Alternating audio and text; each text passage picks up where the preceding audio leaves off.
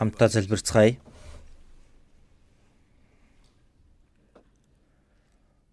Биднийг хайрладаг ариун инэрэнгүй Тэнгэрд оршигч бидний Бурхан аав минь. Бурханаас холдон гэм нүглийн дотор байсан бид Бурханы уур хилэн ба мөнхийн шүүлт сүрлийг авахасаар аргагүйч биднийг өрөвдсөн тэр агуу хайраараа бидний авах ёстой байсан хараал ба шүүлтийг эзэн Есүс өмнөөс минь авч эзний урсгасан тэр үнэт цусаар бидний нүглийг мөнхөд угаан дахин шүүлт ба хараалыг авахгүй болгосон тэр агуу нэгүсэл тань талархаж байна. Тэр гайхамшигт Бурхны хайр ба нэгүслийг бидэнд ухааруулан бидний сүнс аврагдан мөнхийн найдвар дотор амьдруулдаг тэр нэгүсэл талархаж байна. Энэ цагт эзний үнэт цусаар золигдсон бид эзний өмнө хамтдаа цуглан эзний тэр агуу нэгүсэл ба хайрыг магтандуулж эзний үгээс суралцаж нөхөрлөж байгаа талархаж байна. Энэ цагт эзэн та бидний дунд хамт байгаа гэж итгэж байна. Бидний хүн нэг бүрийг анхааран харж Бурхны инэрэнгүй мутраараа хүн нэг бүрийг түшин барьж өгөөрэй. Бидний дунд одоо ч баттайгаар Бурхны нэгүслийг ухаараагүй хүн байгаа бол тэр сэтгэлийг нээж Бурхны мөнхийн нэгүсэл ба хайрыг ухаан аврагдаж мөн итгэлээрээ сул дорой хүн махбодын өвчин зовлонтой байгаа хүмүүрт зохистой нэгүслээ дүүргэн өгч бид үлдсэн амьдралдаа Бурхны хүсэл ба алдрын төлөө амьдрахад дутх зүйлгүй байлгаж өгөөрэй. Энэ ертөнцийн өдрөөс өдөрт дэмэх самбраагүй болж гим нүглэр дүрч байна. Үнэхээр ганц өдрийн дотор юу тохиолдохыг мэдхийн аргагүй аимшигт ертөнц билээ. Энэ зовлонт хорон муу ертөнцийн дунд амьдарч буй бид Бурхны тусламж үгүй бол бид хизээд яримо нэгний сорилтонд унахаасаар аргагүй билээ. Бурхан та нэгүсэл ба үг ариун сүнсний хүч чадлаараа биднийг зууран барьж бид үлдсэн амьдралаа Бурхны хүүхдийн хувьд ичиг зүйлгүй амьдрахад туслаарай. Улс даяарх манай чуулган дэлхийн олон чуулганууд бэрхшээл дундаж итгэлээ сахим сайн мэдээг тарааж буй бүхэл ахан дүүст Бурхны илүү агуу нэгүсэл ба үг ариун сүнсний хүч чадлаар хамт байж төгсгөлийн үед Бурхны хүсэж буй ариун үйл хэргийг илүүгээр биелүүлэхэд туслаарай. Зохистой цагт хэрэгтэй үгийг бидэнд өгч бидний явах замыг зааж өгдөг эзэн минь, энэ цагт ч бидэнд харуулахыг хүссэн эзний үг ариун Бурхан аавын хүслийг бидэнд илүүгээр ухааруулаарай. Бидний эзэн Есүс Христийн нэрээр залбирлаа. Амен. Магтан дууны багдуулнаа.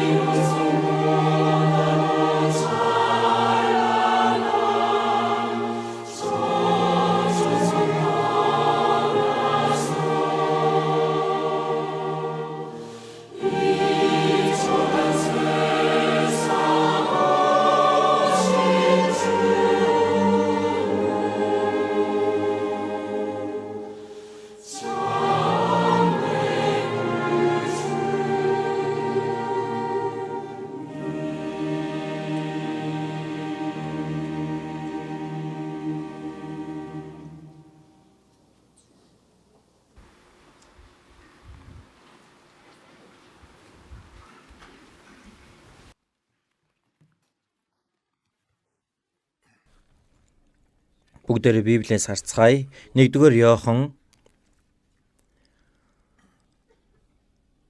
1-р Иохан 4-р бүлэг. 1-р Иохан 4-ийн 10-аас 11 12 хүртэл. 1-р Иохан 4-ийн 10-аас 12 хүртэл хамт удаанаар уншицгаая. Бид Бурхныг хайрлсан бус харин тэр биднийг хайрлаж бидний нүглийн улмаас хүүгээ эвдрүүлэл болгохоор илгээсэн үүндэл хайр байгаа юм. Хайртууд минь, Бурхан биднийг ийхүү хайрлсан бол бид ч бие биеэ хайрлах учиртай. Хинч хизээч Бурхныг хараагүй. Хэрэв бид бие биеэ хайрлвал Бурхан бидний дотор байж түүний хайр бидний дотор төгс болно. За энэ хүртэл байна. Өнгөрсөн эзний өдөрч бас бүгдээрээ Бурхны хайрын тухай үгнээс сурсан. Өнөөдөр ч гэсэн үргэлжлүүлэн үгнээс дамжуулах гэж байна. Библийг тэр чигт нь хамгийн чухал үг. Бурхан ямар нэгэн бэ? Мөн Бурхны өмнө бид ямар хувь тавилантай байгаа вэ? Мөн Бурхан биднийг аврахын тулд ямар ажлыг хийсэн бэ? Бичээстэй байж байдаг. Энэ Библи дотроос хамгийн гайхалтай үг байгаа гэх юм бол 1-р Иохан 4-ийн 16 дээр Бурхан бол хайр мөн. God is love. Бурхан бол хайр гэсэн үг байгаа. За нэг хүн маш том зарлалын самбар босгоод тэн дээрээ Бурхан бол хайр. Бурхан таныг хайрладаг гэж бичсэн байсан. Үнэхээр баттай зүйл бол бид нар Бурханы өмнө бүхий л хүмүүс гэмтэн бөгөөд Бурханаас холдон ёрмын үйлсээр Бурханы дайсан болсон тэр үннийг Библи хэлж өгч байгаа. Мөн Бурхан бүхий л хүмүүсийг өршөөн инэрч хайрладаг гэдэг үнэн байна. Матай 18:14 дээр энэ багчуудаас хэн нэг нь алдагдах нь Тэнгэр дэх эцгийн чинь хүсэл биш юм аа. Энэ багчуудаас ямар ч гэмтэн тэр сүнс нь алдагдахыг Бурхан хүсдэггүй. Бурхан баярладаг зүйл биш ээ. Яагаад гэхээр бүх хүмүүсийг Бурхан өөрийнхөө дүр төрхөөр бүтээсэн учраас юм. Дуулал 49:20 дээр харах юм бол үн хүндтэйч эрхэм мөнтэй үнэхээр чухал гэсэн үг. Тийм үн хүндтэйч түүнийгээ үл ухаарах хүмүүс бол үхэж мөхөх адгуустай адил гэсэн байна. Энэ аратан амьтан Бурхны төлөө бүтээсэн юм биш. Бүхий л ургамлыг амьтны төлөө бүтээсэн, бүх амьтдыг хүний төлөө бүтээсэн байна.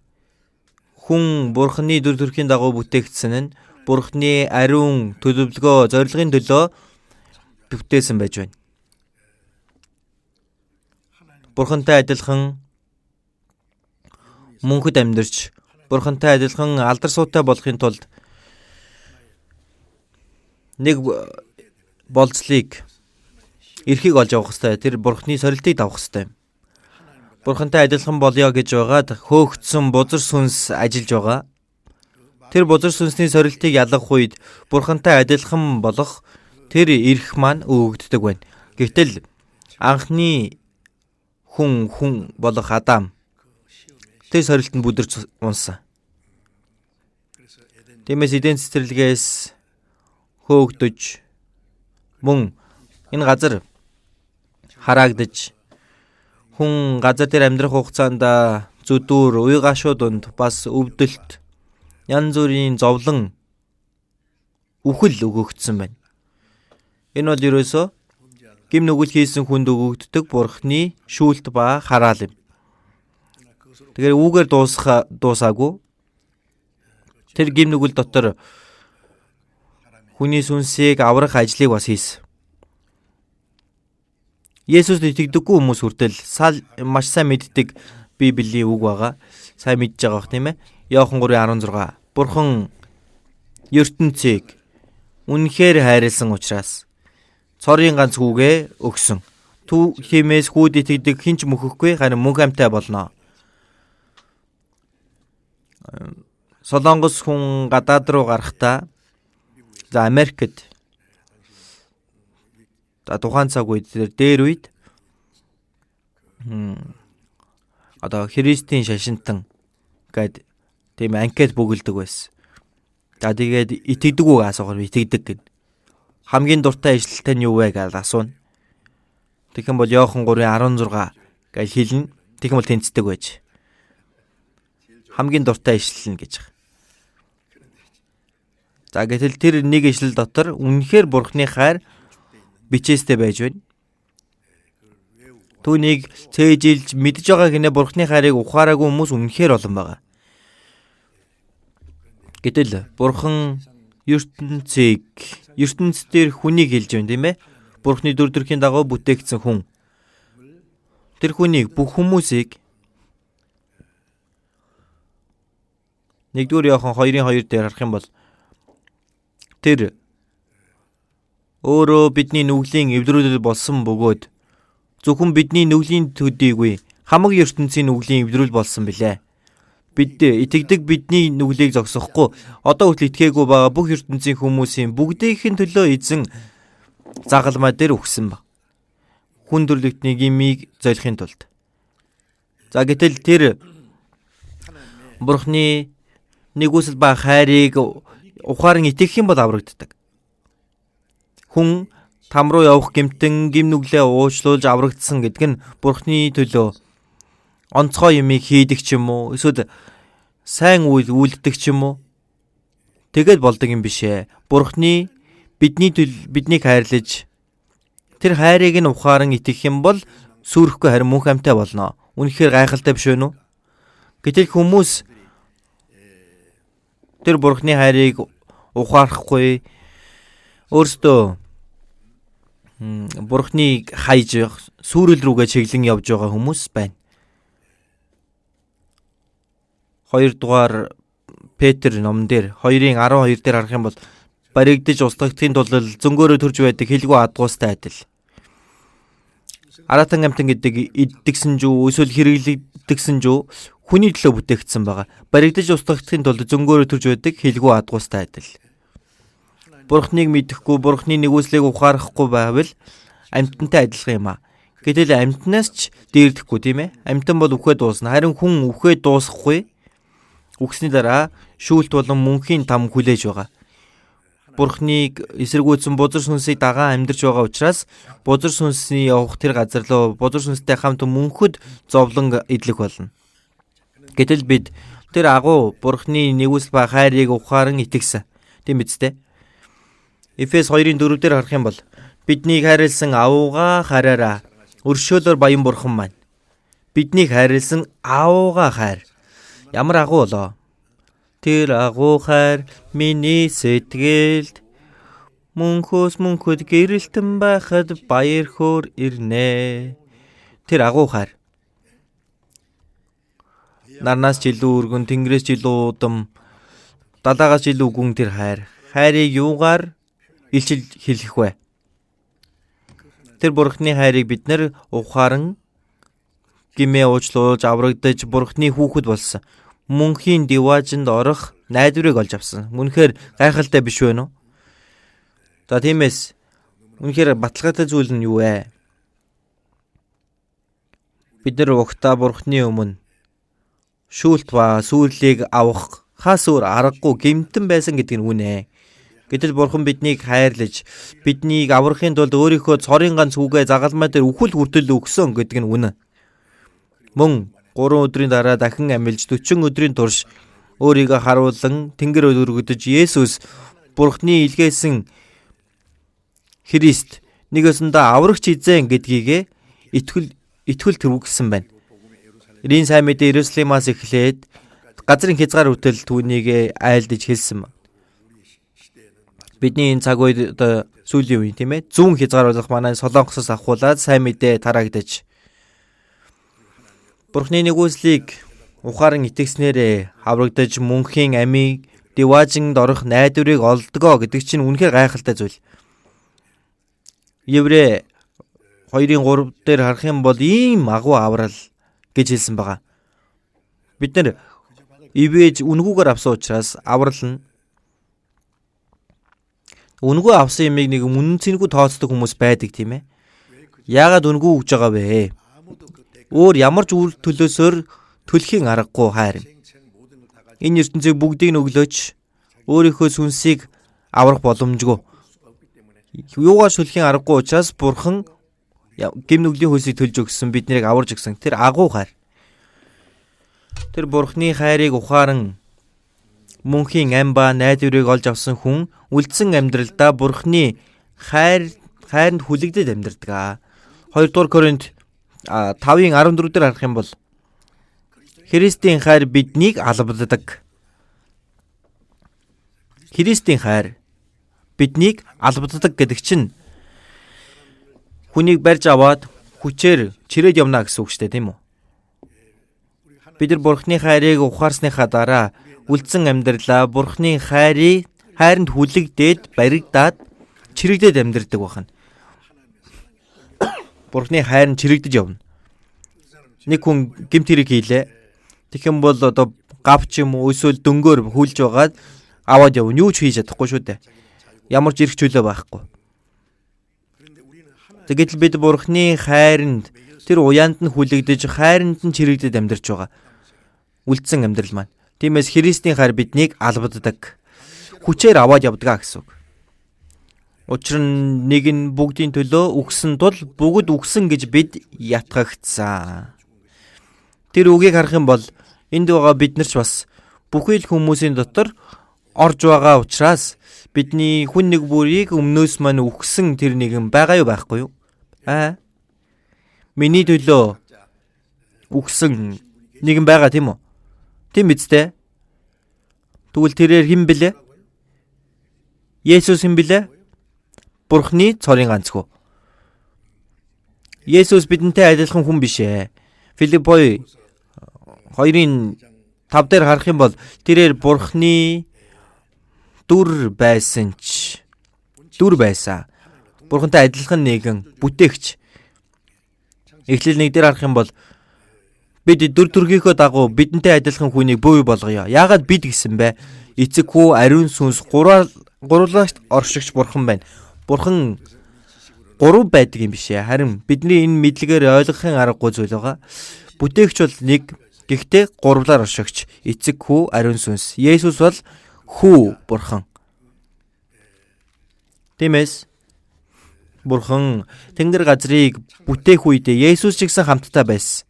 Сургаалт үгсээр харах юм бол Бурхан бүтээж байх үед Есүс хамтдаа хажууд нь урлаач нь байсан, хажууд нь бүтээж байсан гэж байгаа. Бүтээгч Есүс байна. Тэгээ тэрээр хүн биш ээ. Бурхантай адил нэгэн. Хүнийг аврахын тулд Бурхантай адил тэр байр сууриа орхиод хүн болон энэ ертөнцийн хүний дүрээр ирсэн. Бурхан хүний дүр төрхөөр ирсэн гэдэг нь Есүс. Тэгээд хүнтэй адилхан эмэгтэй биеэс төрж Бэтлехемийн тэр твшин дотор төрсөн тийм ээ. 30 жилийн турш ядуу мужааны хүүгээр амьдарсан байна. Хүнтэй адилхан болсон.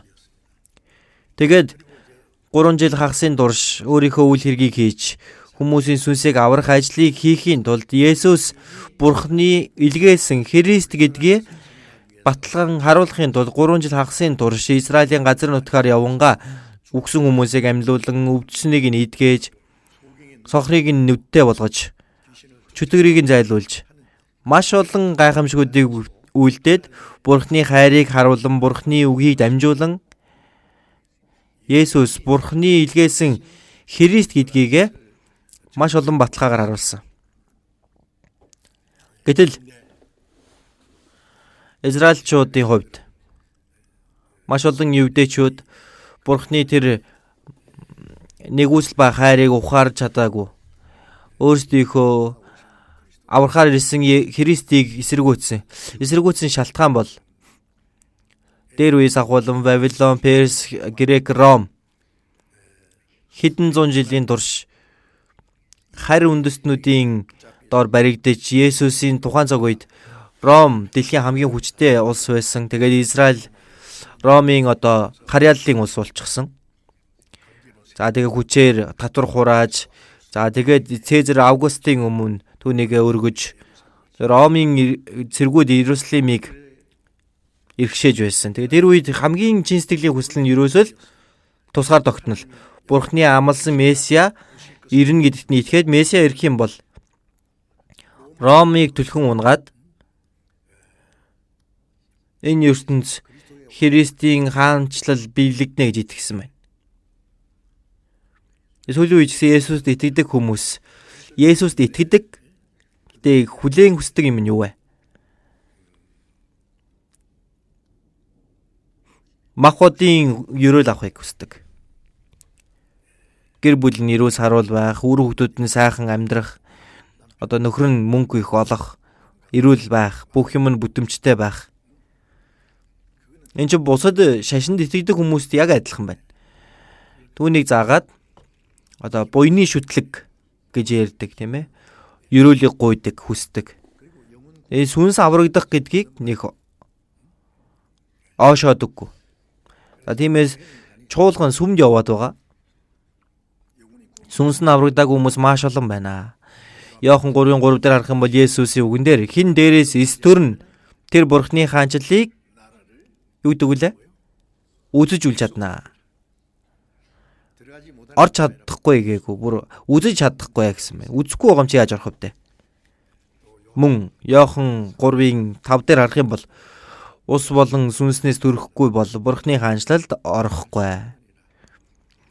Деважинд орох ганцхан болцол нь дахин төрөх ёстой гэсэн байна. Дахин төрнө гэдэг чинь англи хэлээр born again. Нэг удаа махбодоор төрсөн, дахин нэг удаа төрөх ёстой гэсэн үг байна. Эцэг эхээс дамжуулан махбод маань дахиад нэг удаа сүнс маань Бурханаас төрж байгаа. Бурханаар төрж байж Бурхны хүүхэд болно. Бурхны хүүхэд болж байж Бурхны улсад орох боломжтой байхгүй юу? Гэтэл хүмүүс түүнийг мэддэггүй, бузар сүнс энийг нууцсан юм шиг байна. Намайг аврагдаж явахд хүртэл аврагдсан уу гэхээр хүмүүс их гайхдаг байсан. Ямар бардам юм бэ? Аврагдсан гэж яриад хата яадаг юм бэ? Үхчиж л мэдэн штэ гэдэг. Яаж аврагдсанаа мэдх юм гэдэг. Дахин дөрсөн гэхээр бүр гайхдаг. Уул нь адилхан л та. Яаж дахин дөрөх вэ? Гэтэл дээр үед Билли Грахам гэж пастор их дээр үед тийм ээ. Янгон арлын аймагт тэр Кёнжон тэр талбай дээр семинар хийдэг. Тэгэн бол 100 гаруй сая гаруй хүн хурж ирээд үг сонсч байсан гэж байна. Тэгээ тэр үед харах юм бол одоо бол цэцэрлэг түрээлэн болсон. Дээр үед бол талбай байсан. Тэр үед Билли Грахам пастор дамжуулж байсан агуулга нь дахин дөрсөн үү? Born again болсон уу? Хүмүүсээ Христийн шашинтангуудаа, ахлагч нар, үйлчлэгч нараа, пасторудаа дахин дөрөхгүй бол Бурхны хаанчлалыг үзэж чадахгүй. Маш хүчтэйгээр хэлдэг байсан. Тэгээд түүний дараа энэ Христийн шашинтнууд юу гэдэг вэ? Бүгдээрээ аврагдсан гэж байна. Хизээ аврагдсан бэ? Явдаг болсон үеэсээ. Хаашаа явсан бэ? Сүмд явсан. Итгэсэн үеэс авсан учраас итгэсэн учраас авсан гэл. Жоохон тайван хэлээ л дээ. Ингээд нэг бөөрийн хилээд яваад өгдөг. Хизээ Бурхны тэр өөрийнхөө сүрэх ёстой байсан гэмтэн гэдгийг ойлгож иж тэр Есүсийн загалмай үхлийг ойлгодог. Гэтэл нэгүслийг ухаарад итгээд сүнс нь аврагдаж өөрчлөгдөнө. 2 дугаар Коринт 5:14-7 дээр харах юм бол хэн нэг нь Христ дотор байвал тэр шинэ бүтээл мөн. Аврагдах үед Адам дотор Христ рүү шилжиж байгаа. Хүмүүсээ шинэ хүн болж байгаа. Шинэ бүтээл мөн. Харагтун хуучин өнгөрч шин болсон байна. Гимтэн зөвхт болж байна. Сүргэстэй хүн Бурхны хүү болж байна. Мөнх амьтаа болж байна.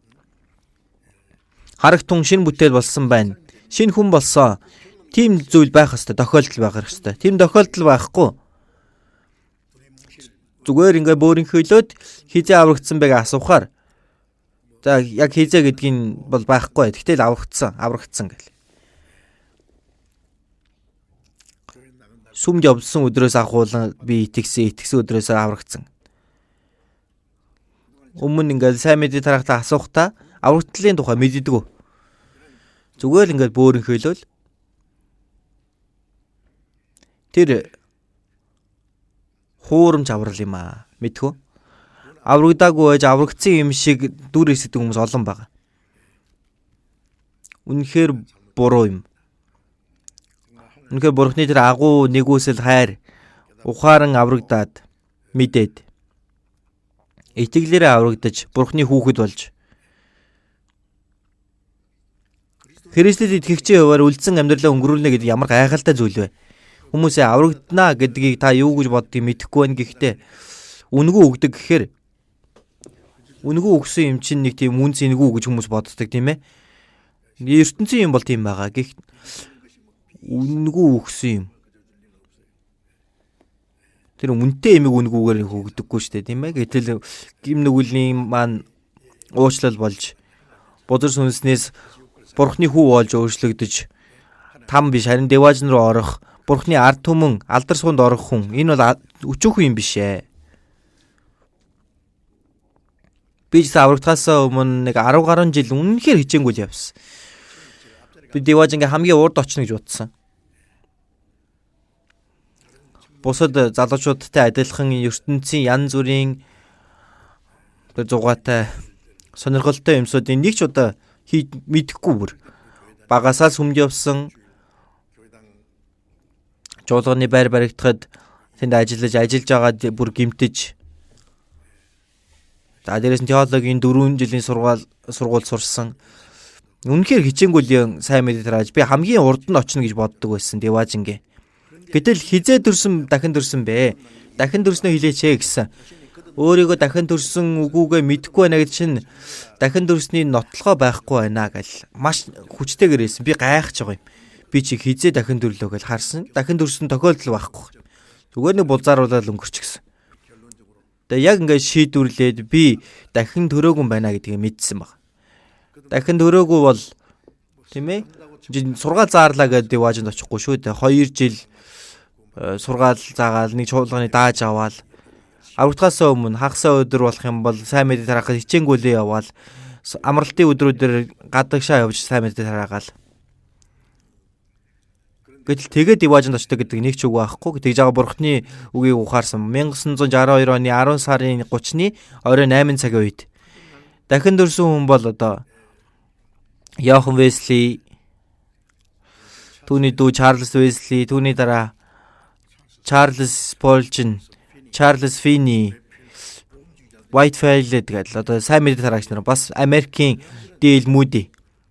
Тэр хүмүүс дахин төрсөн тухайга маш тодорхой хэлдэг. Хэдэн оны тэдэн сарын тэдэнд тэдэн цаг гэдэл бүр хэлдэг. Тэр цаг тийм чухал биш. Тэр он сарын чухал биш ээ. Харин яг тодорхой тийм тохиолдол байна.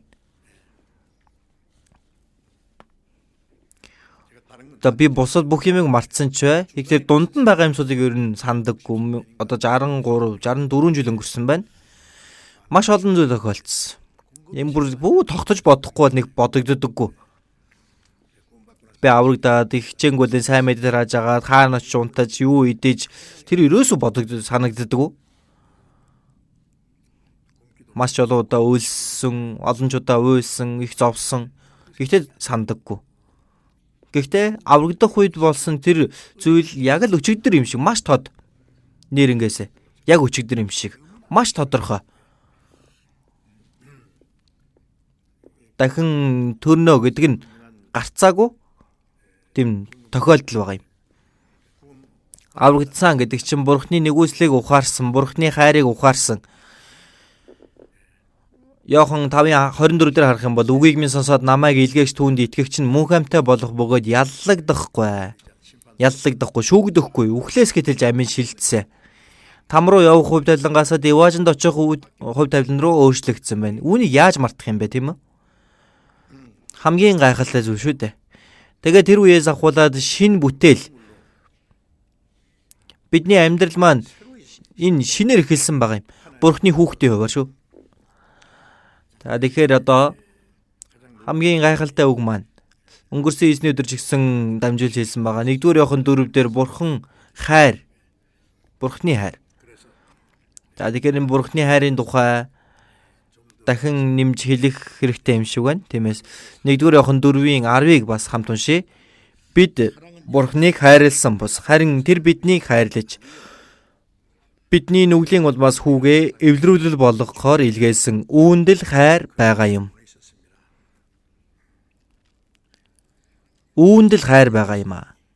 Бурхны хайрыг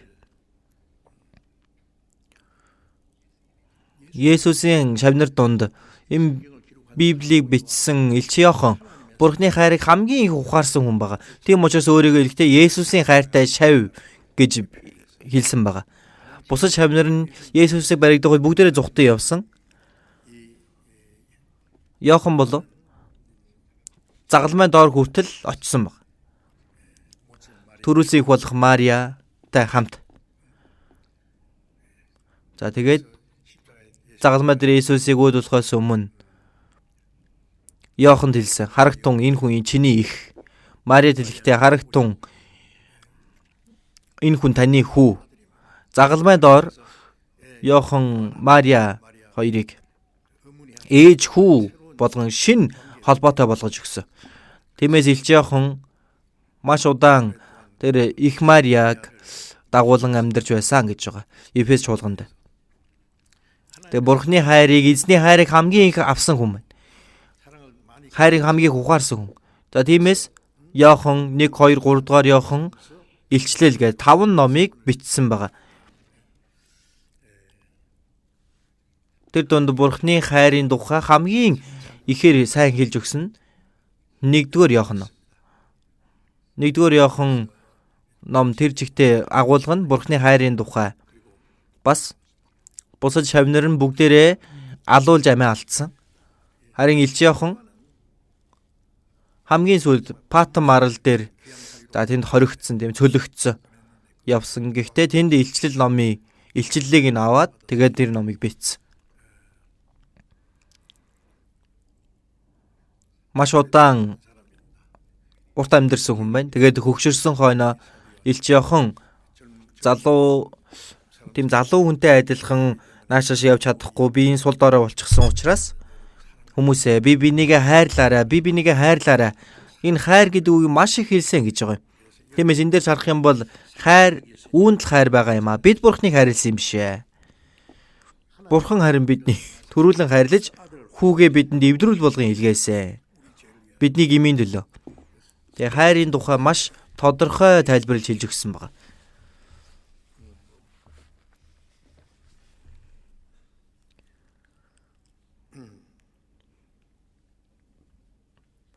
Юстгээр ишлэлийг бас дахин уншиж үзье.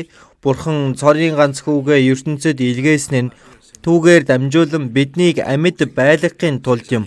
Үүгээр Бурхны хайр бидэнд ишлэгдсэн билээ. Үүнд л хайр байгаа юм аа. Хайр энд байна.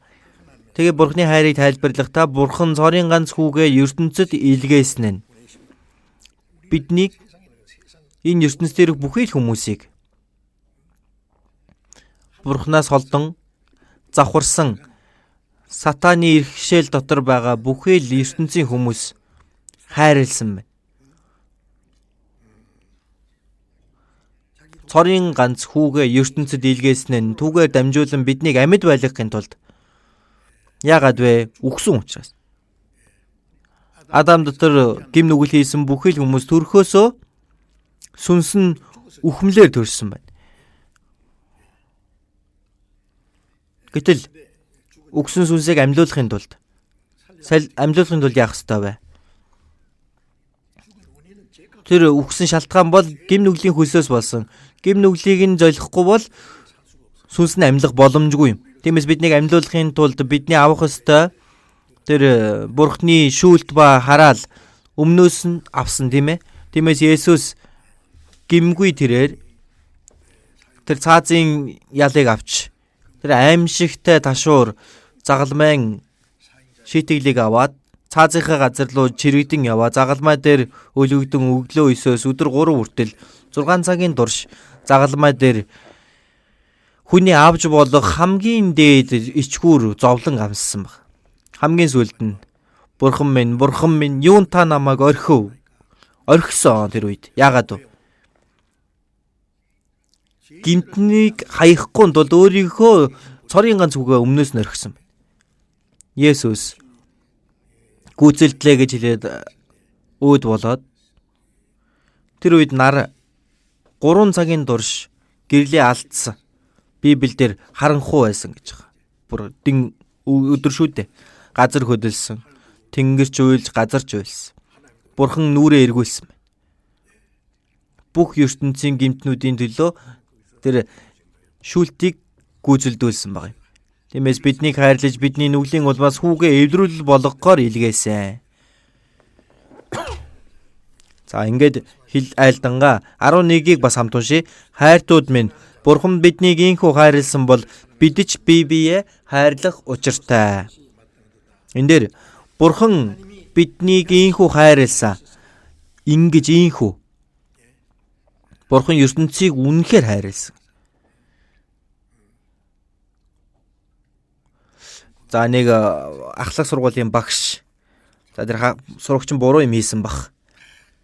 Ингээл хацар руу алгацсан гэж байгаа. Тэгээд хэр зэрэг өвдөж гин гэж асуусан чинь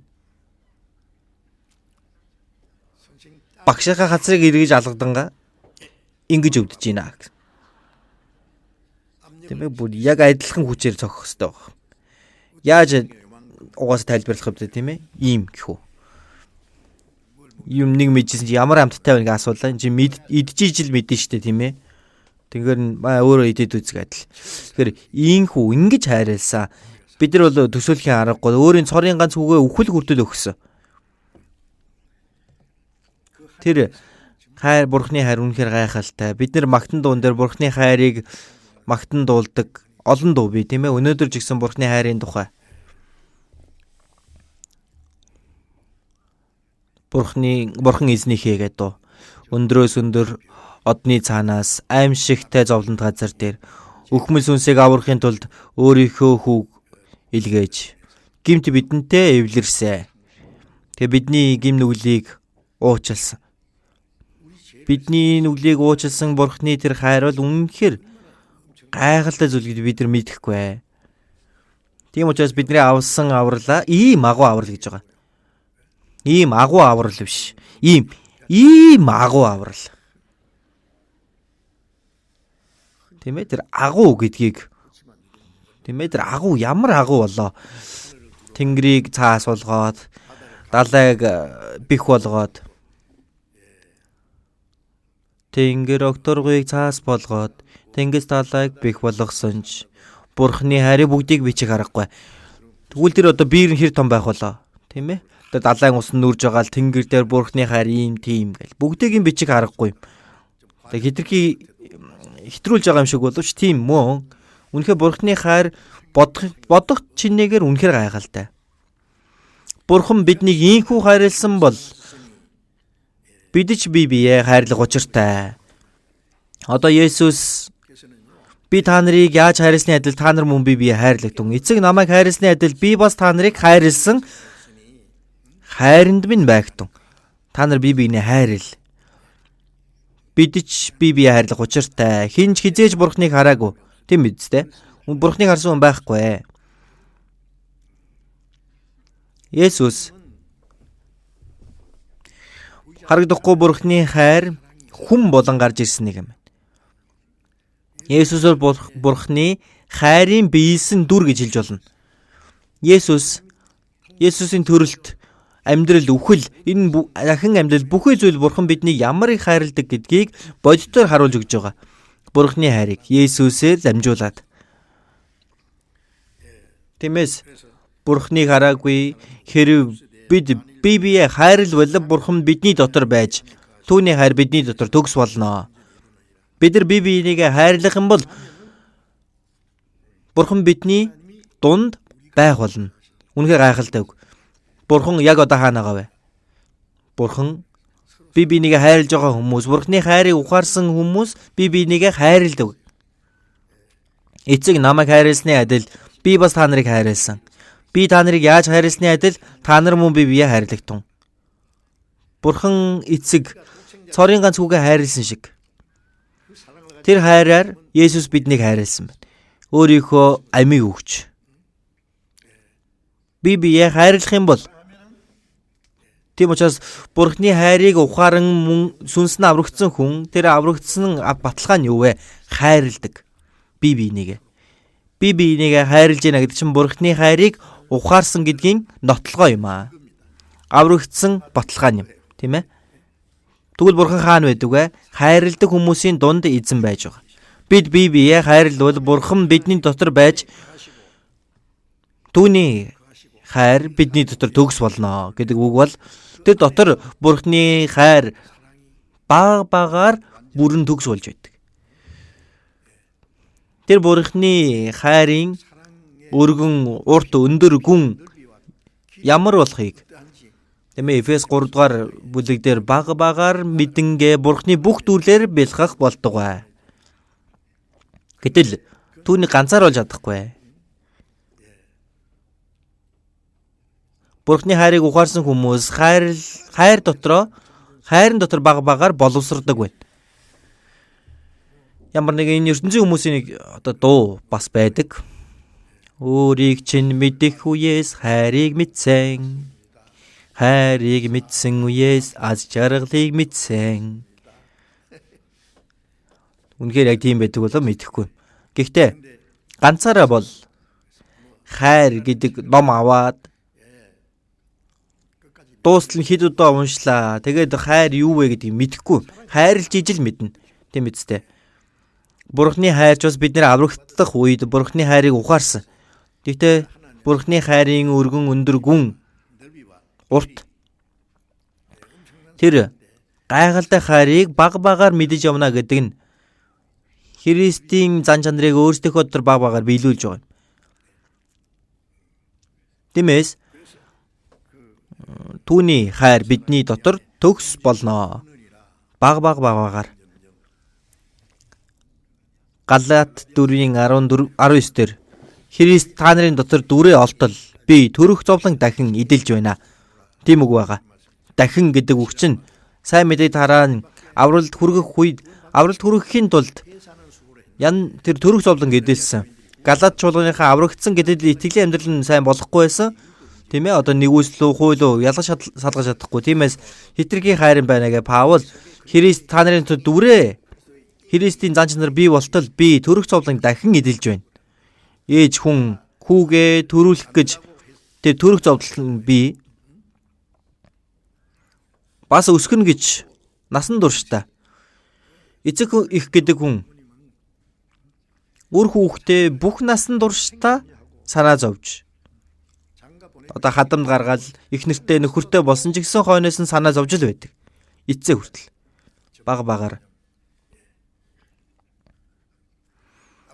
аав нь мундаг байх чинээгээр хүүхдээ мундаг байгаасаа гэж хүсдэг шиг Матай 5:48 дээр Есүс эзэн Тэнгэрлэг эцэг чинь төгс байдаг шиг та нар мөн төгс бай. Бурхан бол төгс нэгэн. Гэтэл хүн яаж Бурхантай адил төгс болох вэ? Талыг нь дуурайчвал болно гэж хэлээгүү. Харин эцэг нь мундаг байх юм бол хүүгээ ч гэсэн чи над шиг болоосаа гэж би хүсэж байна. Миний талыг дуурайгаасаа гэж хинч хэлдэггүй. Тиймээс Христийн дүр бидний дотор багаар бидний сэтгэл, бидний бодол, бидний хэлж байгаа, үйлдэж байгаа зүйл багаар эзнийг даган дуурайж эзнийг ирэх үед энэ бие маань хүртэл эзэнтэй адилхан өөрчлөгдөнө. Багаар өөрчлөгдөх хэрэгтэй. Янз бүрээр өөрчлөгдөж болохгүй шүү дээ. За тиймээс 1-р Коринт 13 дугаар бүлэг дээр хайрын бүлэг гэдэг тийм үү? 1-р Коринт 13 4-р ишлэлдээ 7 хүртэл харах юм бол хайрын тухай тайлбарласан. Хайр төвчээртэй, инэрэнгүй, хайр атархдаггүй, бардамдаггүй, ихрэгдэггүй, зүй бус авиралдаггүй, хуваа боддоггүй, зэвүүрхдэггүй, үс хураадаггүй, зүй бусамд баярлдаггүй, үнэнд баярлдаг, бүгдийг далалдаг, бүгдийг итгэдэг, бүгдэд найддаг, бүгдийг тэсвэрлэдэг. Хайрыг ингэж тайлбарлахдаа яг тийм адармаатай байгаа юм бол Христийн зан чанар юм. Есүс ямар нэгэн бэ? 1-р Коринт 13:4-өөс 7 дээр Есүсийн тэр зан чанар гэж гарч байгаа. Хайр. Тиймээс бид багаар тэр хайрыг бидний дотор биелэгдэж мөн Галаат 5:22 дээр сүнсний үр жимс нь 9 үр жимс эхнийх нь юу вэ? Хайр. Сүнсний үр жимс бол хайр. Тэр аврагдсан хүн ариун сүнс ирсэн. Бидний итгэл багаар өснө гэдэг чинь эзнийг даган дуурайна гэсэн үг. Аврагдаад удаан бол удсан гэдэг хүмүүс бие биендээ атаархаж, үзэн ядаж, маргалдаж. Тийм хүн Христийн дүр төрх харагдаж байна уу?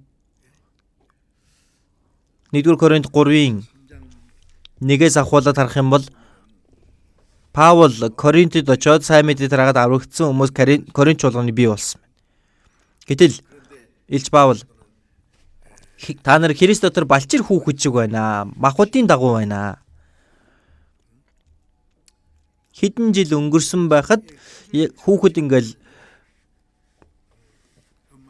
сахилгагуудад байгаа дөл энэ одоо хизээ хөлн дөрөнд хүрэх болоо. Тиймээ дөрөөндөө хүрчих юм бол ганцгандаа хүрэх л бах тийм ээ. Тэн чин хурдхан шиг бойж явах хэрэгтэй байс тээ. Гэтэл ингээл энэ тэнд ингээл яваад идэг.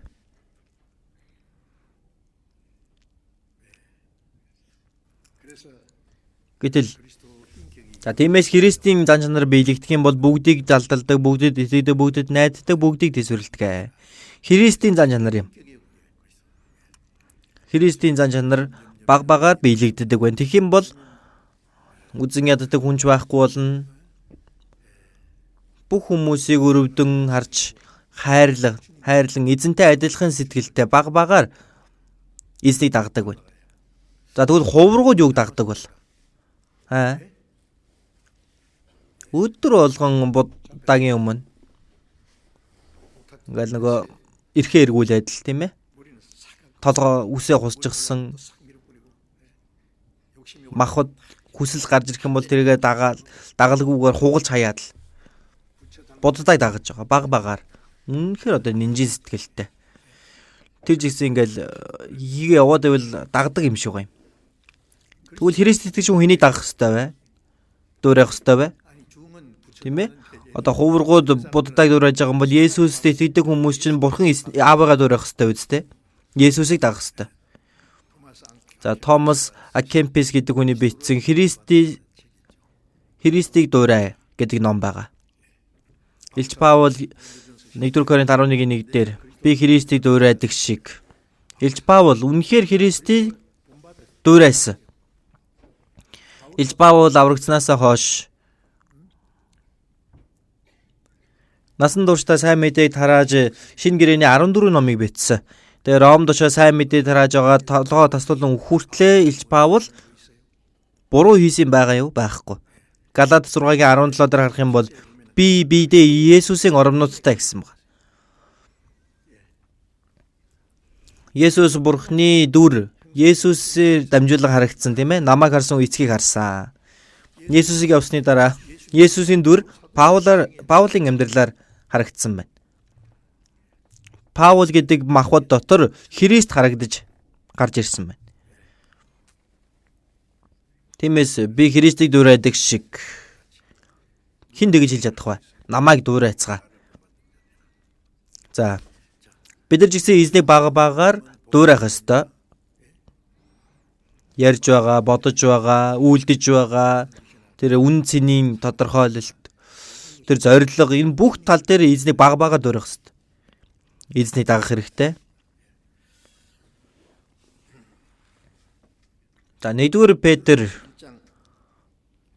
1-ийн 8 дугаар ишлэлийг харъя.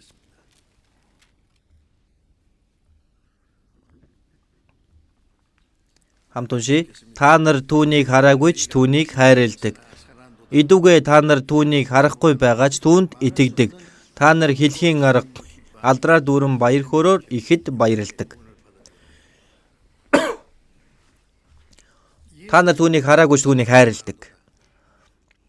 За энд Петр энэ үгийг бичсэн байна. За энэ бичсэн үгийг хүлээж авсан хүмүүс Есүсийг хараагүй хүмүүст дамжуулан энэ загтлыг бичсэн байгаа. Та нар түүнийг хараагүй ч түүнийг хайрладаг. Идүүгээ та нар түүнийг харахгүй байгаа ч бид нар эзнийг хараагүй. Бурхныг ч хараагүй, харин үгээр дамжуулан Бурханд итгэж, Бурхны хийсэн ажилд итгэж, үгээр дамжуулж Есүсийг мэдэн, Есүсийн хайрыг ухаарж, Есүсийн зан чанар нь юу вэ? Тиймээс Еврей 12 дээр итгэлийг эхлүүлэгч бөгөөд төгсөж болгогч Есүс өөд харцгаая. Тэр үг бидний итгэлийн маань эхлүүлэгч. Бид нар баг багаар бидний төгс болгож байгаа Есүс өөд харъя.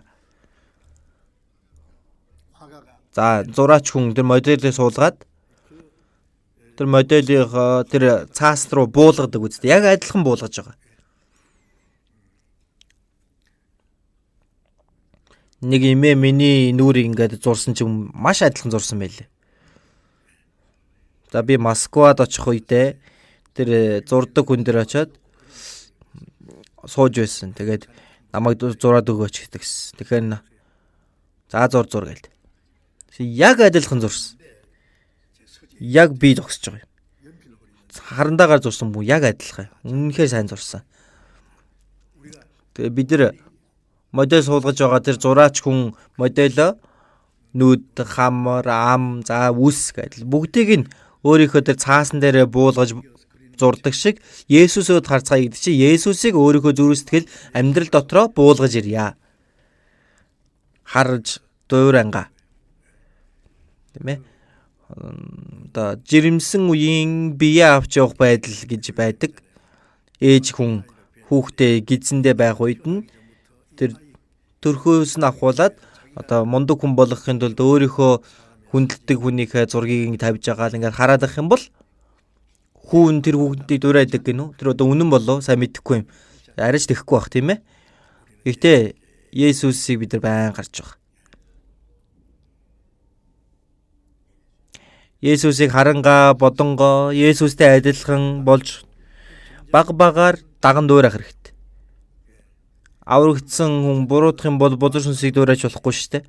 Энэ ертөнцийн хүмүүсийг харах юм бол бодож байгаа, ярьж байгаа, үйлдэж байгаа яг л бузар сүнстэй адилхан хүмүүс байна. Бүр нүүр хүртэл ингээ өөрчлөлт юм билээ.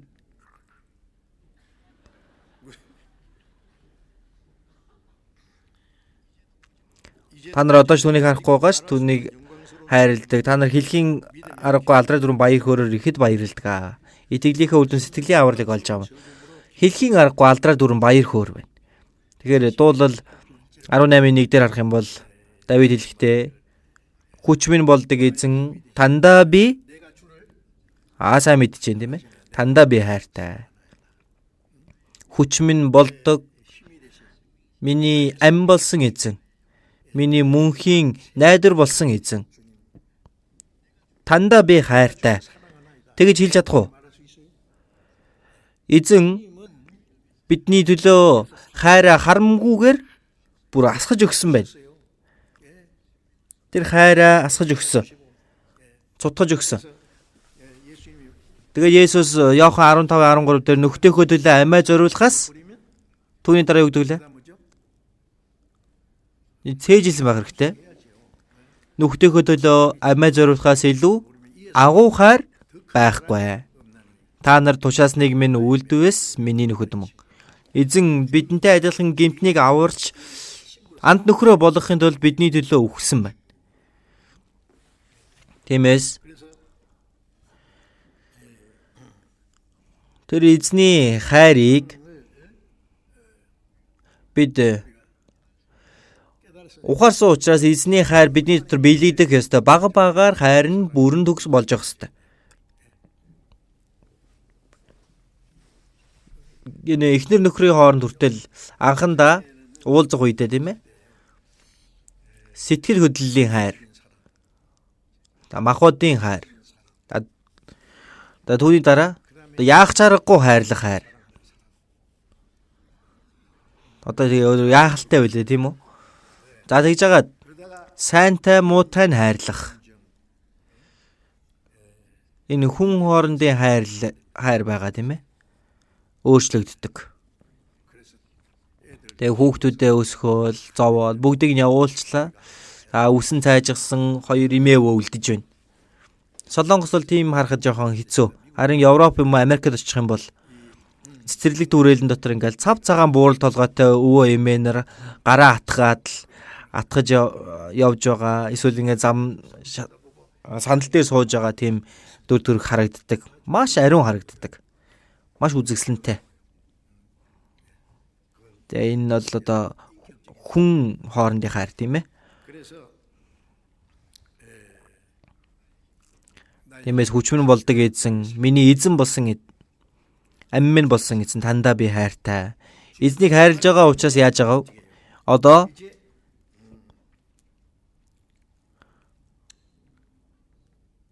эзнийхээ үгийг сахин үстэй. Эзнийг хайрлаж байгаа учраас эзний хайрыг үгийг сахих ёстой. Иохан 14-ийг түр харцгаая.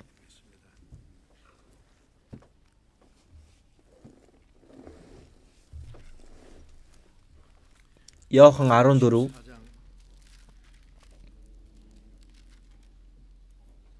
Иохан 14-ийн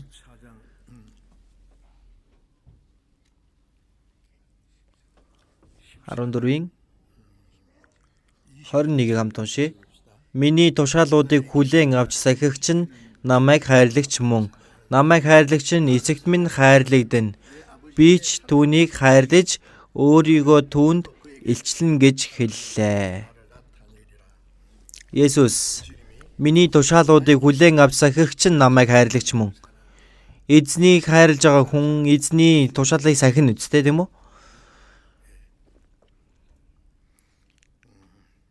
Намайг хайрлагч нь эцэгт минь хайрлагдана.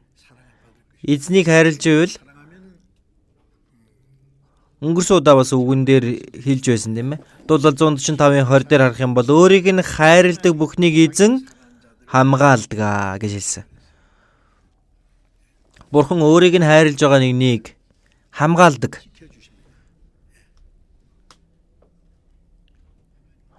Бурхан өөрийг нь хайрлаж байгаа нэгнийг илүү хайрлана. Бид нар Есүсийг хайрлах үед Бурхан тэр хүнийг бүр илүү хайрлана. Бид нар аврагдах үед Бурханы хайрыг ухаарсан тийм үү? Тэр бол Бурханы өгсөн хайрыг нь бид нар ухаарсан байгаа. Одоо аврагдсан хүнийг эзэн хайрлахдаа бүр агуу Бурханы хайрыг харуулдаг байна.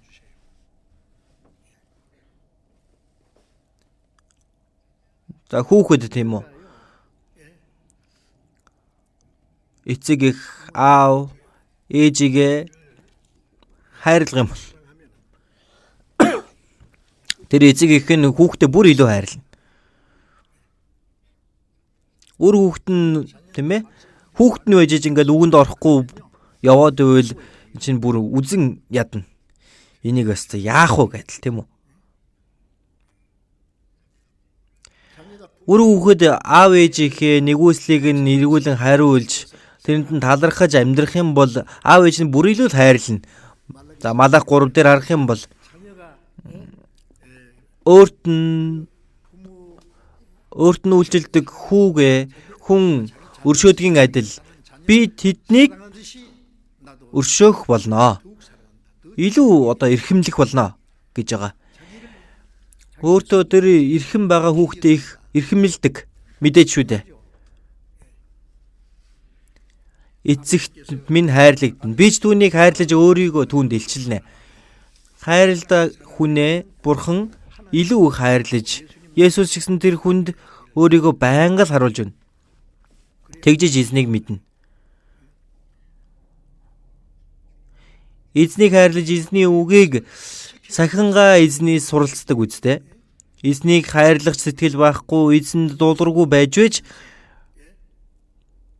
Библийг зүгээр нэг сонсоод байлаа гэж сурах уу? Энэ чинь тэр зан чанар төлөвшөх ёстой. Зарим хүн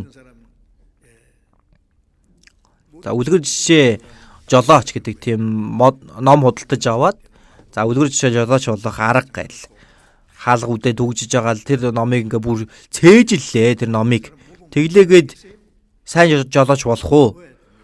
Тийм ээ? Маш сайн ингээл хийж сурна штэ урагшаага хоошоогоо. За янз бүрийн тохиолдлоо гэхэд ингээд аюултай үед яах вэ? Ингээл үлгэр жишээ жолооч, мундаг жолооч болно. Тэрийг уншлаа гэдэг чинь жолооч болохгүй. Харин боддоор тэр хөдөлгүүрээ асааж иж эн чи явах ёстой. Тэгээ янз бүрийн сад дотор учрах юм бол гинт юу болвол яах ёстой вэ гэдэл. Тэр одоо өөрийнхөө туршлага болсон зүйлээрээ сурдаг. Би 75 оноос хойш жолоо барьлаа. Тэгэхээр 50 жил гаруй ингээл жолоо машин барьж байна. Машин барих их дуртай. Спорт байхгүй юу? За би Сөүлд ирээд Сөүлөөс Пусан хүртэл ингээ ганцаараа анхандаа Пони гэдэг нэг жижигхэн машин байсан. За тэр чолоо дүү аймаг руу ганцаархнаа ингээл машин барайл семинараа хийгээ буцаж ирээл. Одоо ч гэсэн машин барих дуртай. Гэхдээ жолоо өгдөггүй надаа.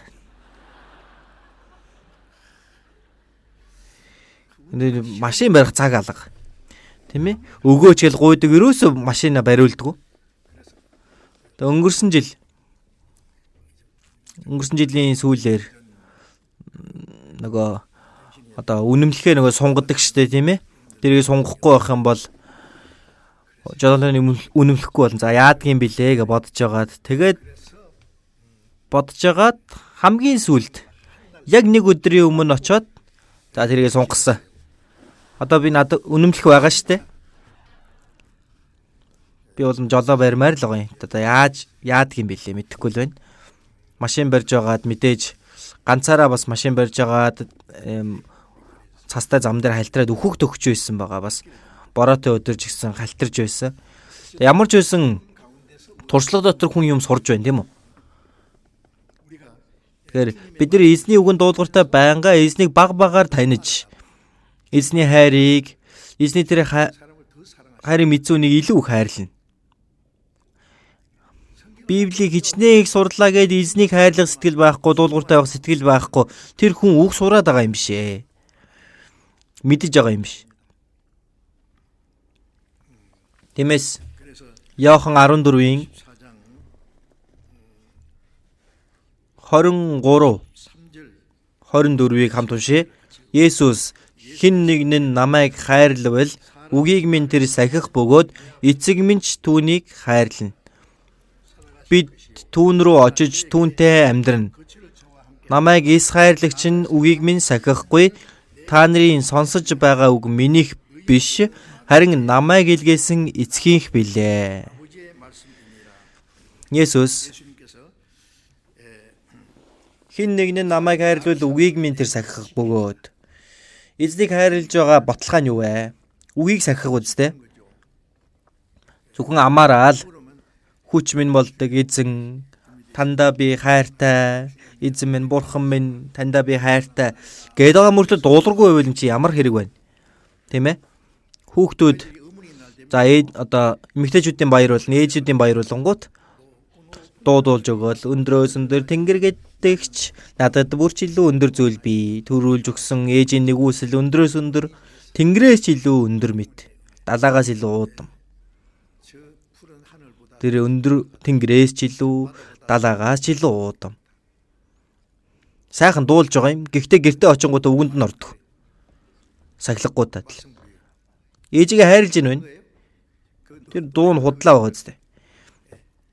Тэгээ бид нар магтан дуун дээрээ өмнөхөөсөө илүү хайрлана гэж дуулдаг тийм үү? Эзэн хэлнэ. Нээрнгээсээ өмнөхөөс илүү хайрлах уу? Эзэн биднээс хайрыг авахыг хүсэж байна. Мэдж байгаа л уу? Биднийг хайрладаг эзэн биднийг хайрлуулахыг хүсэж байна. Тиймээс Иохан 21:15 дээр харах юм бол дахин амьсан Есүс амьлал шавнартаа Петрт асуусан. Петр үхсэн ч би эзнийг үүсэхгүй гэж маш зоригтой хэлсэн. Гэтэл тэр аман дээр шүлсэн хатаагүй байхад Есүсийг 3 удаа үгүйсгэсэн. Петр ямар их эдсэн байх вэ Есүсийн өмнө, тийм үү? Бүгдийг мэдэж байгаа шүү дээ. Есүс Петрт чи намайг эднээс илүү хайрладаг уу? Намайг илүү хайрладаг уу? Тийм ээ эзэн, танд хайртайг минь та мэднэ. Хургнуудыг минь тижээ. Яг адилхан зүйлийг асуусан. Петр яг адилхан хариулсан. Эзэн биднээс асууж байна. Петр ч гэсэн Есүс үхээд дахин амьлахаас өмнө Есүст хараахан бүр итгээгүй байсан байна. Есүсийг Христ гэлэхэд нь амаараа бол тэгж хэлсэн ч гэсэн. Одоо болохоор дахин амьлсан Есүсийг хармагцаа. Одоо бол бүх эргэлзээ нарилаад одоо үнэхээр эзнийг хайрлаж байна. Би эзнийг үгүйсгэсэн ч та мэдэж байгаа. Одоо бол би үнэхээр хайрладаг. Танд хайртайг минь та мэднэ. Хондийг минь тижээ. Тэр эзэн бидэнд ч гэсэн яг адилхан биднээс асууна, тийм ээ? Яах вэ? Би эзэн таныг хайрладаг та мэднэ. Хэр зэрэг хайрлаж байна? Тэнгэрийн дайтай, газрын дайтай, эцэг их шигэ, үр хөвгчгэ, юунаас илүү эзнийг би хайрлаж байна. Мэдээч шүү дээ, тийм үү? Иохан 15:13 дээр бидэнтэй адилхан гэмтний төлөө амиа зориулахаас илүү агуухаар байхгүй. Би үхэх гэж байсан. Гэтэл намайг аврахын тулд анд нөхөр маань үхчихлээ. Түүнээс илүү агуухаар байхгүй. Бидэн шиг нүгэлтнийг аврахын тулд эзэн өмнөөс минь үхсэн байна. Түүнээс илүү агуухаар хаана байна? Гэтэл бид нар эзнийг ямар их хайрладаг вэ? Нэг жаахан. Санахаараа л нэг жаахан хайрлаад. Матай 22 дээр харах юм бол Есүс ингэж хэлсэн. Хуулийн аль тушаал нь агуу гэх үед нь Есүс чи эзэн бурхнаа бүх зүрх, бүх сэтгэл, бүх оюун ухаанаараа хайрл. Бурхны хэр зэрэг хайрлах вэ? Эзэн бурхнаа бүх зүрх, бүх сэтгэл, бүх оюун ухаанаараа. Өөрийн эзэн бурхнаа хайрл. Яагаад вэ? Эзэн бидний төлөө бүх сэтгэл, бүх оюун ухаан, бүх зүрх, бүх амьнасаа зориулаад хайрлсан биз дээ. Хайрлсан зүйлийг эргээ гаргаад ирээ гэж байна.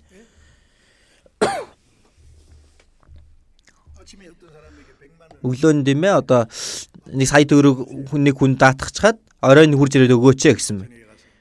За өглөө даатгасныг маань өгөөч гэсэн байна. Тэгсэн чинь 300 мянга өгөж байна. Гэхдээ энэ чинь 100 би чинь танд саяг өгсөн штэ гэсэн. 700 нь одоо хадгаламжны мөнгөнд нь явсан. Энэ талархах сэтгэл төрөх үү? Үгүй ийм юм гэж хаав байсан юм бэ гэдэг. Тэмээ нэг төрхөн даатгаад өгсөн чинь тэгэж одоо идэж болдго юм уу? Энэ чинь маш том асуудал үүснэ. Эзэн бидэнд хайрлсныгаа эргүүлээд гаргаад ирээ гэж байна. Эцгээ юм уу ихээ хүүгээ эсвэл охиноо надаас илүү хайрлагч нь миний хувь зохистой нэг юм биш. Эзэн бидний төлөө амиа Бурхны хүү цорын ганц хүү амиа өгсөн. Гэтэл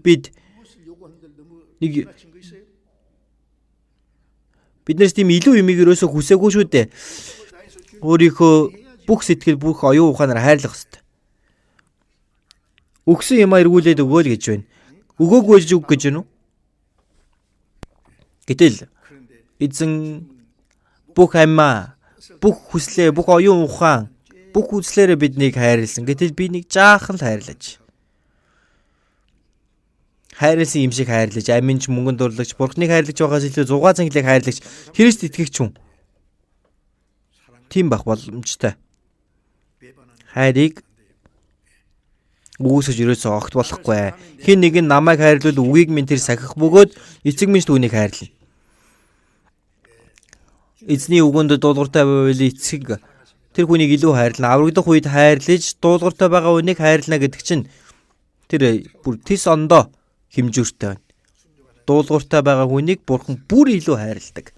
Үр хүүхэд нь ингээл байж байлаа. Тэгвэл бол дуулууртай хүүхэд нь байна. Үгэнд нь ордгүй хүүхдүүд байна. Хэнийг нь хайрлах вэ? Дуулууртай байгааг нь илүү хайрладаг. Яах чаргагүй шүү дээ. Тэр хүүхдэд нь юу ч байсан өөхийг хүснэ. Үгэнд ордоггүй. Тэр хүүхэд нэг юм өгөөч гэх юм бол өгөхийг ч хүсэхгүй. чинь үгэнд ч ордгүй юм байж надад л идэх юм гэдэл тийм үү? Намайг хайрлагч нь үгийг минь сахихгүй. Та нарын сонсож байгаа үг минийх биш, харин намайг илгээсэн эцгийх билээ. За тэгэхээр аврагдсан хүн, эзнийг хайрладаг хүн эзний үгэнд дуулууртай байх ёстой. Дуулууртай байна гэдэг чинь эзнийг хайрлаж байгаагийн баталгаа. Мөн дуулал 97-гийн 10 дээр харах юм бол эзнийг хайрлагч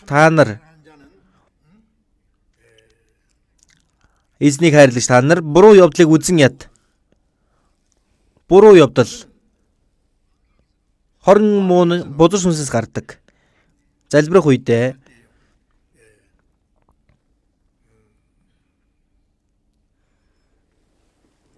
уруу татагдахгүй тулд сэргийг бай, залбир гэж хэлсэн тийм үү? Тэгэхээр тэр хорон муу нэгэн бузар сүнс. Хорон муу уруу татагдахгүй тулд хорон муу зүйл бузар сүнсних юм аа. Аврагдсан Христэд итгэгч нар хүртэл магадгүй хорон мууг хийгээд тийм юм бодлоо гэх юм бол бузар сүнс тийм бодлыг өгдөг. Искариотын сэтгэл Есүсийг зарах санааг өгсөн. Тэр бодлыг ингээл бариад яваад байдаг байна. Бузар сүнс Есүсийг бариулах санааг Юдасын зүрхэнд диавол өгөөч. Тэгээд эхлээ бодол дараа нь үйлдэл гарна. Тийм биз дээ. Тэгэхээр эзнийг хайрлагч та нар буруу явдлыг үзэн ядаа. Тэгээ Ром 8:28 дээр харах юм бол за цаг байхгүй би шууд хэлье. Ром 8:28 дээр Бурхныг хайрладаг, түүний зорилгын дагуу дуудагдсан хүмүүсийн сайн сайхны төлөө бүх юм хамтдаа ажилдаг. Бурхныг хайрладаг хүн бүхий л зүйл хамтдаа тэр сайнны төлөө ажилдаг гэсэн байна. Бурхны хайрын амьдралдаа хэрэгжүүлж байгаа хүн тэр хүн Бурхны хүслийг биелүүлдэг байна. Йосеф байсан тийм ээ. Яаковын 11 дэх хүү Йосеф аавынхаа хамгийн их хайрладаг хүн. Ах нар нь хамгийн хүзий яддаг. Тиймээс ах нар нь Йосефийг алгах гэж байгаад боолуулга зардаг тийм ээ. 30 шекелээр зарсан. За тэгээд зарагдаад Йосеф ямар ч гэмгүй тэр Йосеф боол зарц болоод Потифарын гэрийн үйлчлэгч болсон байна. За тэгэл одоо их үнэхээр дуулууртай, сайн үнэнч байсан учраас тэр Потифар өөрөө хааны одоо түшмэл хүн. Тэгээ гэрийнхээ хамгийн том хүн болгосон баг. Гэтэл нэг асуудал Потифарын эхнэр Йосефийг харах их одоо гайгүй дажгүй харагдаж байгаа юм царайлаг. Гэл харагдаж байна тийм ээ. Байнга л ингээл одоо харч чулуудаж байсан байна. Йосеф байнга л зүхтаж байсан. Нэг өдөр хинч байхгүй байх үед Йосефийг барьж аваад надтай унт гэсэн. Тэгсэн би яаж тэгэх юм бэ? Йосеф одоо энэ гэрийн бүхий л зүйлийг надад эзэн маань өгсөн. Гэхдээ таныг бол өгөөгүй. Таавал тэр хүний ихнэр татгалцсан байгаа. Нэг өдөр хинч байхгүй үед нь шууд барьж аваад хувцснаас нь зуран байж авсан. Йосеф гадуур хувцас тайлаад зүхтаад гарсан байна. За тэгээ нөхөр нь ирэнгүүт оройн Потифарын ихнэр хэлсэн байна. Тэр одоо хаанаас ирсэн мэддэхгүй тэр залууг манай гэрт зарцуулгаж чи намайг шившиг болголоо. Тийм учраас ингээ би орилсон хувцас орхиод зүхтаад явсан. Ал наатга. Тэр нэмэгтэй үнэхээр хорон муугаар Йосефийг алуулах гэж байсан. Потифар жоохон эргэлзээ төрсөн байж таарна. Тэг яг чаргагүй шоронд хордог. За тэр хааны ордонд үйлчлэгчдийн хоригддаг шорон тустай байсан байна. Их одоо хэлс хэрэг үүрээд шоронд орсон. Гэтэл шоронд байхад талхчин за бас сүнч хаанд дарс барьдаг сүнч байсан. Тэр хоёр хүн зүүдэлдэг. Йосеф зүүдлийн тайлсан тийм ээ. Одоо тэр талхчин тийм ээ. Одоо 3 сакс гэдэг нь 3 өдөр юм аа. 3 өдрийн дараа өөрийг чинь гаргаж ирээд тэргүүнийг чинь биеэс чи авч модонд өлгөнө. Шууд махыг чинь идэх болно.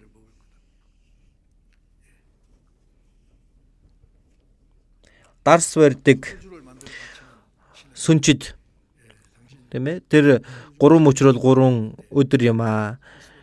Тэгээ та түүгээр одоо эргүүлээд хаанда барих болно. Тэр үгийн дагуу үнэхээр нэг хүн 3 өдрийн дараа өгч нэг нь суллагдсан.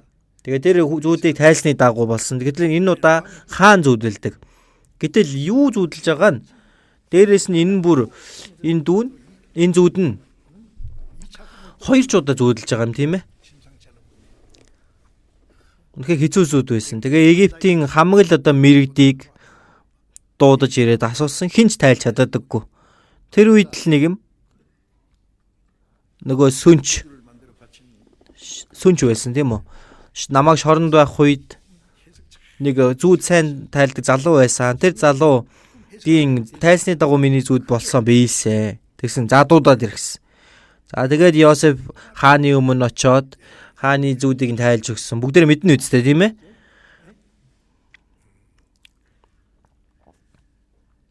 Цааш та 7 жилийн турш одоо элбэг дэлбэг байна. Тэгээд 7 жилийн ган гачиг болно. Түүнийг бурхан өөрт танд харуулжээ гэл. Тэр зүүдийг тайлсных нь ачаар тийм ээ? Бурханы сүнстэй энэ мэд хүн бидэнд олдох уу?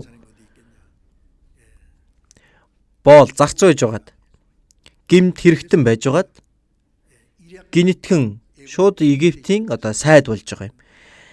Хаан хэлэхдээ би зөвхөн хаан ширээн сууж байгаараа л чамаас илүү чи миний өргөөг захир. Египтийн бүгд тэр чигээр нөхсөн байна. Тэгээд Египтийг ган гачгаас аврахын зэрэгцээ өөрийнхөө эцэг их ах дүү нар Канаан нутагч гисэн ган гачиг болсон байгаа. За тэгээ хоол авах гэж ирээд Йосефтэй уулзсан. Йосефийн ачаар ган гачгийг сайнаар даван туулсан байна. За энэ түүхийг мэднэ үстэй тийм ээ? Йосеф анхандаа ах дүү нартай үзэн ядагдаад баригдаад уйлангаал явсан байж таарна үстэй тийм үү? Би одоо ямар ч гэмгүй байхад ах нар маань намайг үзэн ядаад боолуулга зарцлагдаж байна. Дээрээс нь Потифарын эхнэрийн уруу татлахыг зугцсан чинь шоронд орчихж байгаа. Гэтэл бурхан Йосефийг шоронгоос гаргаад Египтийн сайд болгож босгосон.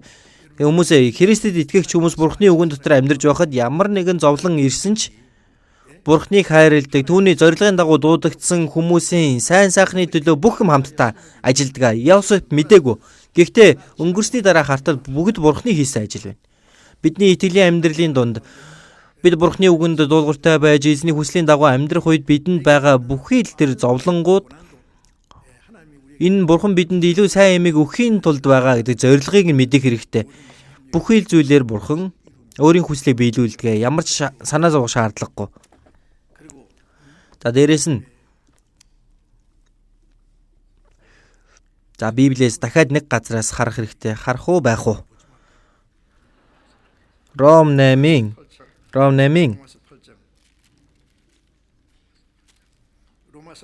8-ийн 6-аас харъя. Ром 8-ийн